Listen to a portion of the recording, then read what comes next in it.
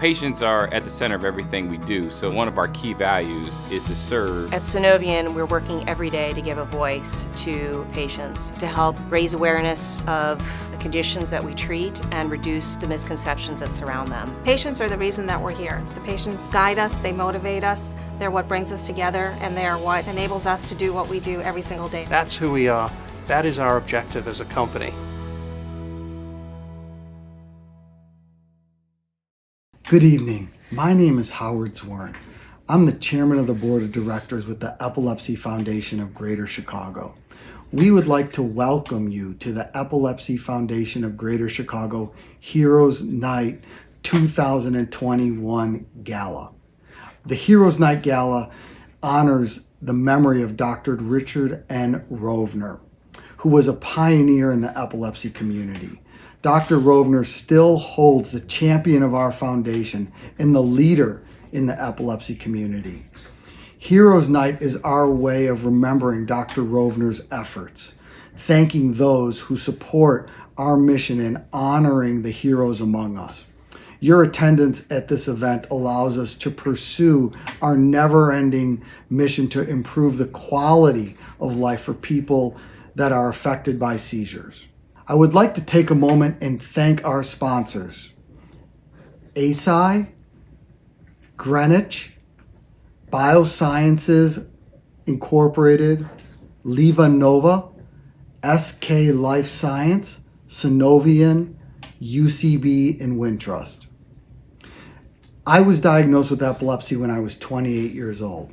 After several years of going through different types of medications, I was still having seizures. My family and I made the decision as an option to consider having surgery. Since that time, it has been 17 years that my family and I are so lucky that I am one that has not had a seizure since that time. There are so many other people that are not as fortunate as my family and I. And the Epilepsy Foundation of Greater Chicago just wants to continue to help others that are not as fortunate. We want to thank you again for helping so many people that are impacted by epilepsy. Thank you and have a great evening.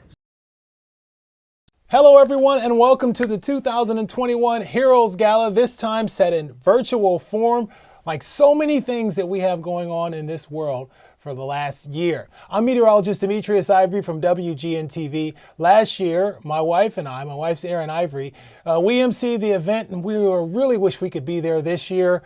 We want to thank the Epilepsy Foundation for once again letting us be a part of this event that helps so many. Typically what I do is I forecast the midday and also the 4 p.m. news for WGN, and when Tom's off, well, I cover that too. That's what I usually do. But in real life, I'm a father of 4 kids, including the one with the beautiful furry hat with epilepsy. We found out Hadley had epilepsy as I was getting dressed one day, getting ready for Tom Skilling to work. And then she had her first seizure. I didn't know what to do. I ran down this street literally carrying her because I didn't know CPR. It was really scary. We didn't have any information, and thank goodness for the Epilepsy Foundation for bringing us the support that we needed and supporting families and parents all around the area so that Hadley can live a wonderful life and have fun. Good evening. My name is Bryan Anderson and I'm the president of the Epilepsy Foundation of Greater Chicago. I want to welcome you to the first and hopefully only ever virtual Heroes Night Gala in the history of the Epilepsy Foundation of Greater Chicago. I can tell you this. Last year at this point in time, there was never a thought in my mind that I would be addressing all of you who are watching tonight from my office a year later. It's been a unique year, but with the foundation, we've had a really, really good year from the perspective of we have really had to shift all of our support groups and the services that we provide for families living with epilepsy. And the team has just done a remarkable, remarkable job. We've had so many great wins this year. And I just want to go over a few. I think one of them I want to start off with, which we didn't get a chance to really celebrate as much as we originally wanted to, was the Seizure Smart School Act that was signed into law, and it was put into law of July 1 of 2020. This makes sure that all administrators, teachers, people in the school industry, they get seizure first aid trained. And it was just such a proud moment for us to be able to have this written into law and have Governor Pritzker sign this into law. The fact that everybody in the state of Illinois will be seizure first aid trained. It was such a big win. And we have seen through a virtual component, we have really trained thousands and thousands and thousands of people on seizure first aid. And we know that that law will definitely save lives. And we look forward to when kids could get back into school. And I know we're all looking forward to that. And everybody involved in the school system will be seizure first aid trained. So that was such a great win to start off this year since, again, July 1 of 2020. Also, we put a lot of time into outreach, but maybe not in your typical ways. What we have done is instead of going out into the community, it just wasn't safe for our staff to do so. We really focused on building our seizure first aid posters and the awareness of seizure first aid. We actually made it a priority to have these posters produced in as many languages as been requested to us. So we have these posters in English and Spanish, Farsi and Urdu and French and Polish. I'm trying to think of a few others, but anytime there's been a request for a seizure first aid poster in another language, we have put a lot of time and effort in order to get those produced. And we have those. You can check them out on our website at epilepsychicago.org. Or if you have any requests, please send something to the information line and we can send some posters your way. So extremely proud that our team took the time to reach out into the community and ask our clients what languages they're speaking and how we could make more awareness for seizure first aid. So again, that was just another phenomenal win. And then really since, for tonight, we want to focus on honoring our heroes. And our heroes for this event is our client services team. At this point in time last year, we had a case management team who just did remarkable work, helping people find the right resources and get them to their epileptologist. They did a great job. What we learned from going to our support groups and listening to our clients and talking to our families, it's the matter of mental health. And we really wanted to put a focus on mental health. And this was pre-pandemic. We had this vision that we wanted to put into play. And it's turned out to be absolutely wonderful. The clients are really flourishing in the relationships with our clinicians in both English and Spanish. And what we want to do is we want to show you a video of one of our case managers and two of our clinicians talking with our clients, and they're going to express their relationship with the Epilepsy Foundation of Greater Chicago and how our case managers and how our clinicians really help them with their mental health. And I think these stories are remarkable that we're about to share with you. So please take a few minutes of time and learn about Alex and Arturo and Terri, along with our client services team of Ron, Conor, and Agatha. Enjoy, and thank you for being here tonight. We really do appreciate it. Bye-bye. My name is Alex Boerma. I've been in contact with the Epilepsy Foundation for a little bit over 2 years now. My name is Ron James with the Epilepsy Foundation. I'm a case manager, and I've been with them almost 2.5 years. When I first met Alex, I was excited to meet her, and Alex and I talk all the time, and it's been such a joy. Just talking on the phone with you, it really gives me a lot of support. Someone listening to me, someone that I knows what we go through. Because no one else knows unless you have epilepsy. You don't know exactly what you feel, what you go through. My name is Terri Olson, and I've been a client from the foundation since a little bit before September of 2008. Hi, my name is Conor Klusendorf, and I'm a clinician with the Epilepsy Foundation of Greater Chicago. And Terri and I have worked together in that capacity. for, so counselor-client relationship. The support groups in their current capacity, via Zoom and going 3 times a week, were definitely born out of need during the pandemic for more socialization, more connection, and more support. Right, kind of just comes right there in the name. My name is Agatha Demarchi. I'm a bilingual clinician at the Epilepsy Foundation for almost a year already. Mi nombre es Arturo Mireles. Tengo un año con la Fundación de Epilepsia. In the Hispanic community, I can see there is a lot of misconception about what is epilepsy. There is a lack of knowledge, and also they don't know where they can look for resources. And that's why, I think, become a little bit more awareness about what is epilepsy in the Hispanic community is amazing, it's huge, and it's super needed at this moment. A mí la epilepsia me pegó como de los 2 años. First seizure I had was 6 months after my son was born. I've coped with it since I was in 6th grade. Las he tenido muchas veces porque yo me da como tristeza esto, que la demás gente no lleguen a entender lo que es uno tener epilepsia. I got into really bad depression. I was laid off. I used to drop off my son at school, and I would come home and just lay on the couch until it was time for me to go pick him up. That was my day, every single day. And one day it just hit me. I'm like, what am I doing? What am I doing? This is not good for me. It's not good for my family. So I just Googled and found out about the Epilepsy Foundation. So when I joined the epilepsy support group, oh my God, I was just like, there's people like me. I can talk to these people. So that was a great support for me, and it has been. And I want to say that people in that support group are like my second family. Y para mí ha sido una excelente experiencia estar con la fundación. I think the foundation is a great source for a lot of people. I think that the main thing we want to do is help decrease the stress, because we know that stress leads to seizures. Okay, so we got to find our happy place. Let's give and receive more than just support. Let's give and receive loving kindness. Let's heal. Let's get better than we were before.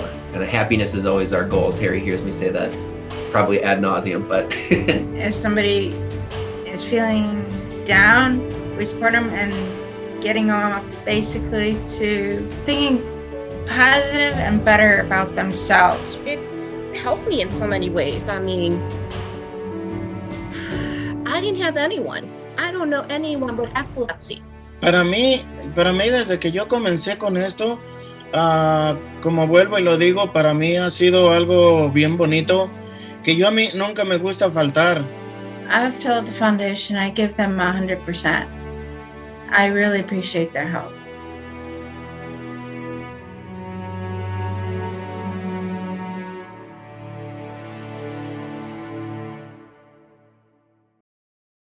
Wow.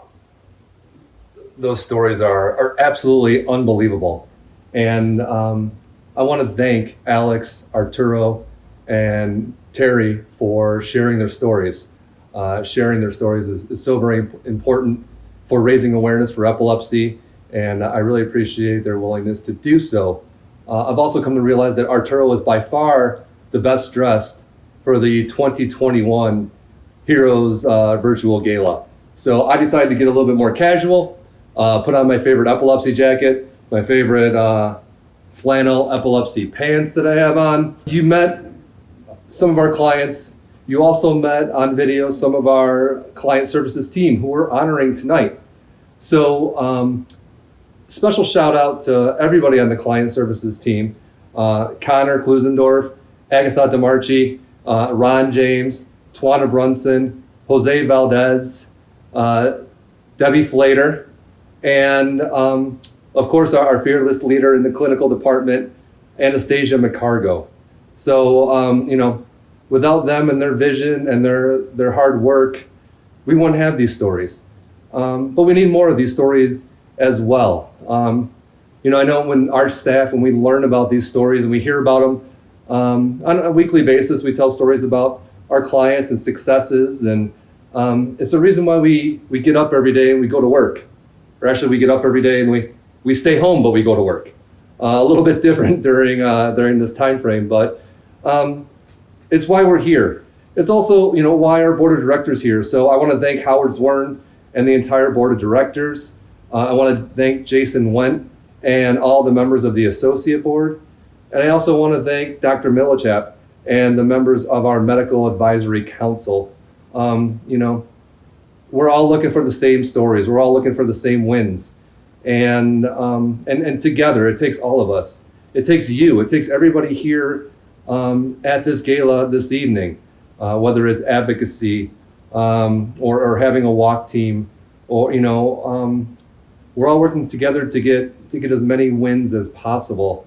And I think what's so special about the client services team during this pandemic is the willingness to try new things. We hear from our clients, we hear from families, we hear from the associate board, the board of directors, the medical advisory council on the needs of people with epilepsy. We share that with our client services team, and it's truly amazing. They embrace every idea. So here's just a couple of the new programs and services that we have provided since we've been at home for almost a year now. We have one-on-one counseling. We have a psychoeducation group. We have a psychotherapy group. We have a caregiver support group. Our Loop group support group was once a month. It's now 3 times a week virtually. We're doing this type of support in English and in Spanish.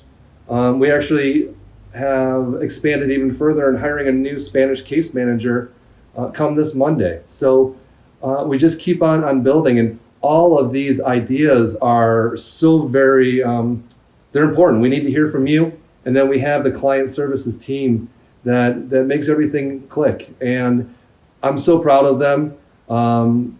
They have just embraced every challenge that's been given to them overall, and they do it to help the epilepsy community.